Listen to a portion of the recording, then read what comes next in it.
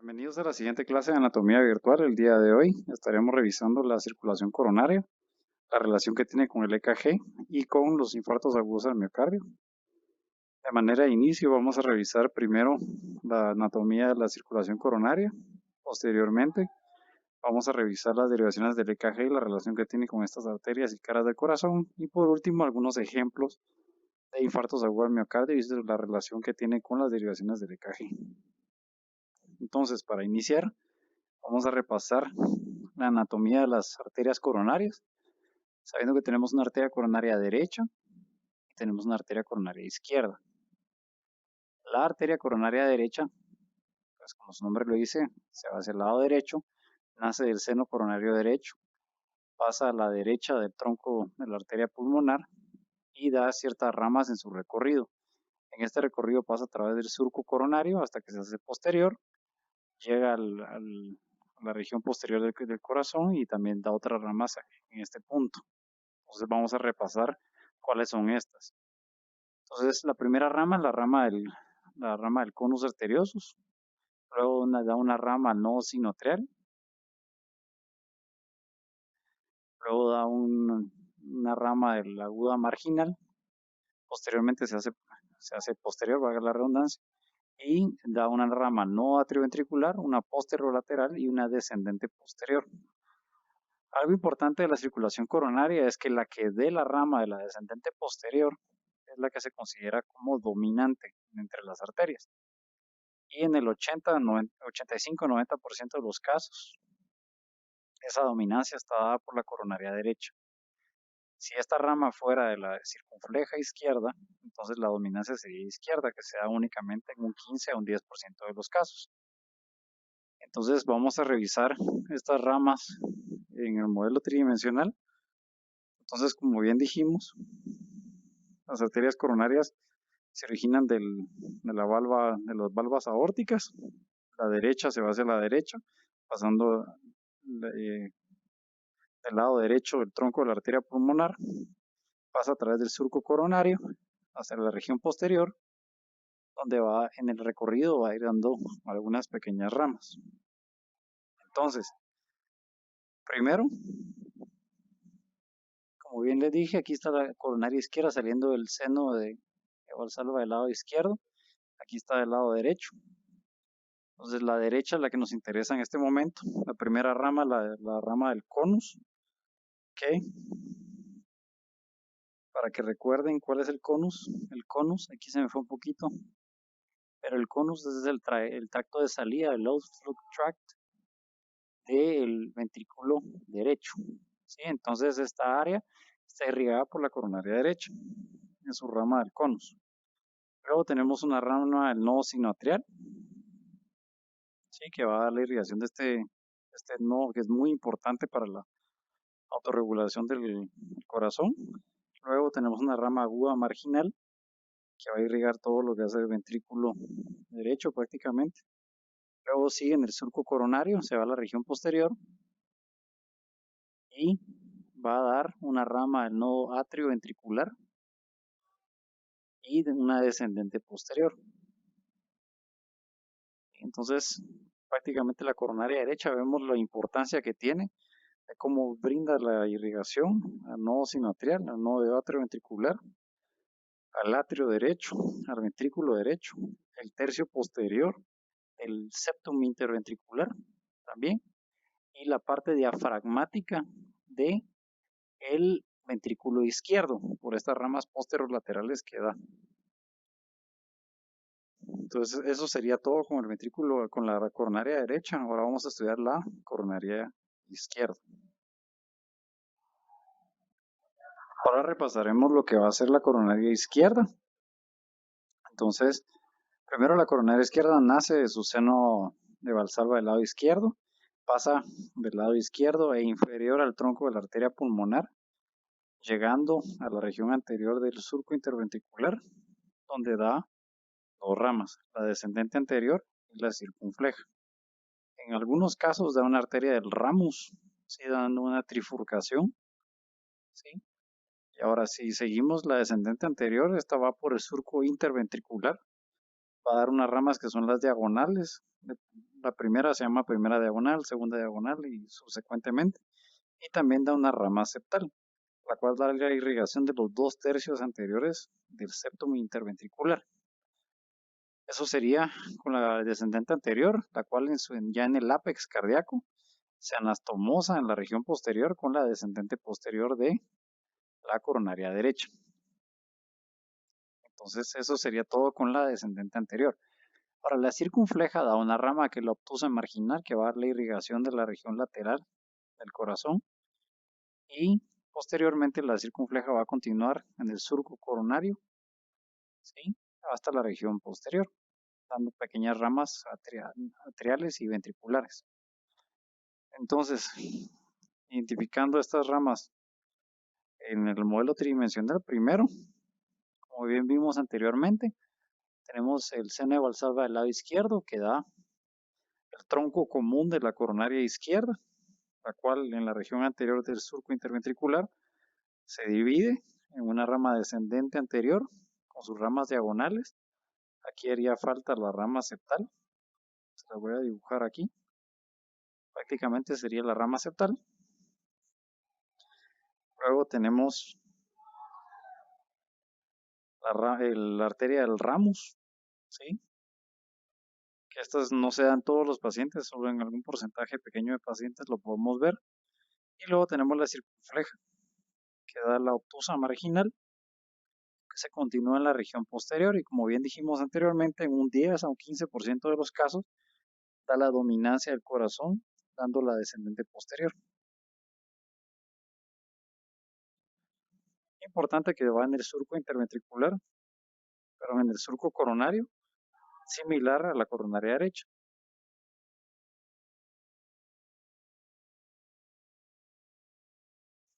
Y eso sería todo con las coronarias del lado izquierdo.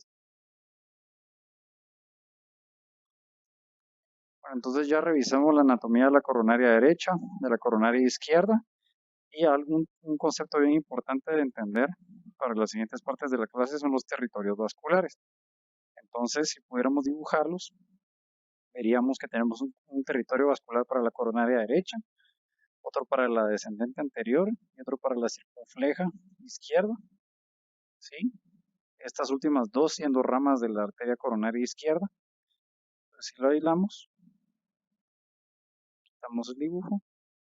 Entonces la coronaria derecha, como habíamos visto previamente, va a dar la irrigación predominantemente al ventrículo derecho, a la región posterior inferior del corazón, ¿sí? La descendente anterior a la cara anteroseptal del corazón, y la circunfleja va a hacer la irrigación predominantemente del ventrículo izquierdo y de la cara lateral izquierda del corazón. Bien importante en estas últimas dos es que si nosotros tenemos una obstrucción de esta arteria, el infarto más o menos sería como lo ven a continuación. Si nosotros tuviéramos una oclusión de la circunfleja izquierda, el territorio vascular afectado sería aproximadamente el que están viendo en color amarillo. De la coronaria derecha, el infarto, dependiendo de dónde sea, en qué parte, pero si es muy cerca de su ostium, pues veríamos un infarto más o menos de este tipo. Y eso es bien importante porque esos conceptos los vamos a relacionar con el EKG en los siguientes videos. Ahora, una pregunta capciosa puede ser, ¿qué pasaría si el tronco de la coronaria izquierda es el que se ve afectado?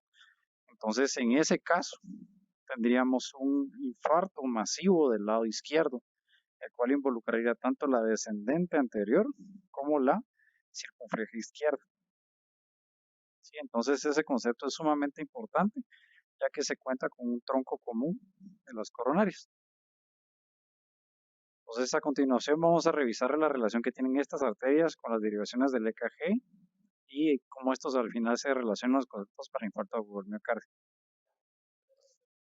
Continuando ahora con la explicación, primero vamos a repasar las derivaciones del EKG. Entonces, en color amarillo están las derivaciones que se dan en el plano vertical del corazón, y en el color verde les coloqué las derivaciones precordiales que se dan en un plano horizontal. Entonces, ¿cuáles son las del plano vertical?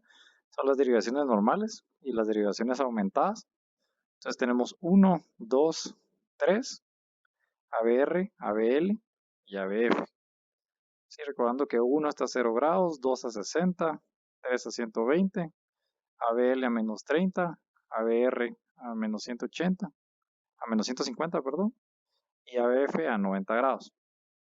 Entonces esas derivaciones, como pueden ver, forman un plano vertical y me va a permitir a mí ver el lado izquierdo, el lado derecho, el lado inferior del corazón. Ahora tenemos también unas derivaciones que son las precordiales y estas, como pueden ver, forman un plano horizontal y me van a permitir a mí ver desde el lado derecho hasta el lado izquierdo del corazón. Entonces tenemos B1, B2, B3, B4, B5 y B6. Importante que repasen cómo se colocan los electrodos, ¿sí? Que dependiendo de eso es más o menos esta disposición. Esto es un aproximado que les coloqué yo aquí. Entonces, dependiendo de las derivaciones, como podemos ver, hay ciertas derivaciones que van a ver ciertas caras específicamente del corazón. Y dependiendo de la cara, es la arteria coronaria a la cual está afectada. Entonces, aquí tenemos la arteria coronaria izquierda, la descendente anterior, tenemos la arteria circunfleja izquierda, tenemos la coronaria derecha, ¿sí? Y como pueden ver, la coronaria derecha se extiende hasta la región posterior, se junta con la circunfleja y en la mayoría de casos, un 90%, la coronaria derecha es la que da la descendente posterior, irrigando la cara posterior del corazón, ¿sí? Entonces, eso es en generalidades de las derivaciones. Ahorita vamos a repasar específicamente qué derivaciones son las que ven qué caras del corazón y qué arteria es la que está involucrada en esos casos. Ahora, a continuación, vamos a revisar entonces la relación que tienen las derivaciones del EKG con cada una de las arterias coronarias. Solo antes de, recordemos que la coronaria derecha es la que va a dar la irrigación predominantemente a la región posterior del corazón y la región inferior. La descendente anterior en la región anteroseptal del corazón. La circunfleja del lado izquierdo es la que va a irrigar la mayoría del ventrículo izquierdo, como pueden observar aquí en el diagrama, ¿verdad? Tenemos aquí la descendente anterior, la descendente posterior, la de circunfleja, perdón. Sí, tenemos que esta irriga la mayoría del ventrículo izquierdo. Entonces, las derivaciones del EKG en conjunto lo que van a hacer es prácticamente un mapa de todas las superficies del corazón y nos van a dar una idea de cómo está la actividad eléctrica en cada uno de esos puntos. Ahora, si nosotros venimos y lo que hacemos es que relacionamos los cambios en el EKG, ya sean ondas Q, elevaciones del segmento ST o inversiones de la onda T, con las derivaciones del corazón. Si nosotros vemos que los hallazgos se repiten en ciertas derivaciones en específico, nosotros podemos estimar qué área es la que está infartada y por lo tanto qué arteria es la que está involucrada. Entonces, eso es lo que vamos a revisar a continuación. Entonces, como primer ejemplo tenemos que cuando nosotros vemos los cambios en la derivación 2, 3 y ABF, si nosotros recordamos en nuestro esquema en dónde estaba 2, 3 y ABF, recordamos que 2, 3 y ABF son los que ven la cara inferior del corazón. Como les dije anteriormente, la región inferior del corazón la irriga predominantemente la coronaria derecha, ¿sí? Como lo pueden ver aquí en la tabla, ¿sí? Ahora, la región anteroseptal del corazón, o sea, toda esta región anterior del corazón, irriga la descendente anterior, ¿sí? Entonces, podemos tener dos tipos de infartos, un infarto anteroseptal que va a involucrar desde B1 hasta B3, es esta región prácticamente del septo y la región anterior, o podemos tener un involucro más grande y tener un infarto de la cara anterior, ¿sí? Desde B2 hasta B4. Entonces tenemos desde B2 a B4 la región anterior, ¿sí? Ahora, estos entonces son infartos de la descendente anterior, que es esta arteria, ¿sí? Por eso es que la vemos de esta forma. Ahora, por último, tenemos el infarto del lateral izquierdo, ese se va a ver involucrado la derivación 1, ABL, B4, B5 y B6. ¿Sí? ¿Por qué? Porque ABL1 en la región izquierda, al igual que la derivación B4, B5 y B6, en todo lo que va a ser el ventrículo del lado izquierdo. Y la arteria que predominantemente irriga esta región es la circunfleja. Ahora, la región posterior del corazón, como podemos ver, no tenemos ninguna derivación acá. Entonces, no podemos realmente nosotros saber cuando hay un infarto de acá, en teoría. Pero en la práctica sí hay unas ciertas pistas que nos pueden dar eh, una idea de que está ocurriendo un infarto de la región posterior del corazón. Entonces B1 y B2 están prácticamente exactamente del otro lado y por lo tanto los cambios recíprocos se van a ver en B1 y B2. ¿Qué quiere decir eso? Que nosotros vamos a ver depresión del segmento ST, ondas T picudas, ¿sí? En estas derivaciones o incluso invertidas, que nos están orientando a que está habiendo un infarto de la región posterior. Y algo que se puede hacer en ese tipo de casos, si nosotros estamos sospechando un infarto de la cara posterior, es colocar dos derivaciones de la región posterior, que sería un B7 y un B8, y así corroborar si está existiendo o no un infarto de la región posterior. Entonces daríamos un B7 y un B8. Entonces realmente con el EKG se puede, y eso es lo bonito de las derivaciones precordiales, uno las puede colocar de cualquier manera. En breve les vamos a enseñar un diagrama de cómo colocar estas dos derivaciones B7 y B8. Sí, cuando uno sospecha un infarto de la región posterior, y cuando es así, un infarto de la región posterior, nosotros estamos viendo un infarto de la arteria descendente posterior, que en el 90% de los casos es una rama de la coronaria derecha, que es lo que marca realmente eh, la dominancia, ya sea derecha o izquierda, del sistema de circulación de las coronarias. Nosotros decimos que es una dominancia derecha cuando la descendente posterior es una rama de la coronaria derecha, y que es una dominancia izquierda cuando la descendente posterior es una rama de la circunfleja izquierda, ¿sí? O de la coronaria izquierda. Pero en el 90% de los casos es una rama de la coronaria derecha, es lo más común. Entonces con eso prácticamente resumimos estos hallazgos, y a continuación lo que vamos a ver son ciertos ejemplos de cómo esto se puede correlacionar. Entonces, como hemos platicado, en el caso de un infarto de la región posterior se pueden colocar las derivaciones precordiales en el dorso del paciente. ¿Y cuál es la posición correcta? Colocar la derivación B8 por debajo de la escápula. Entre B8 y B6 colocar B7 en la línea posteroaxilar. Y B9, que sería una adicional que podemos agregar también en la región paravertebral, adyacente a B8. Entonces, estas derivaciones nos van a ver la región posterior cuando estamos pensando en un infarto de la descendente posterior. Entonces, siguiendo la misma logística de cómo usar las derivaciones precordiales, cuando nosotros tenemos un infarto de la cara derecha, podemos colocar las derivaciones precordiales de manera inversa hacia la derecha para adecuadamente identificar un infarto del lado derecho. Entonces simplemente las colocamos igual, pero hacia la derecha. O sea, quiere decir que para externar del lado izquierdo colocamos B1, para externar del lado derecho B2, B4 en la línea clavicular media en el quinto espacio intercostal, B3 entre B2 y B4, B5 en la línea axilar anterior y en la línea axilar media el B6. Y si se dan cuenta, solo se le agrega una R para decir que estamos del lado derecho. Entonces, de esta forma nosotros podemos observar la cara derecha del corazón.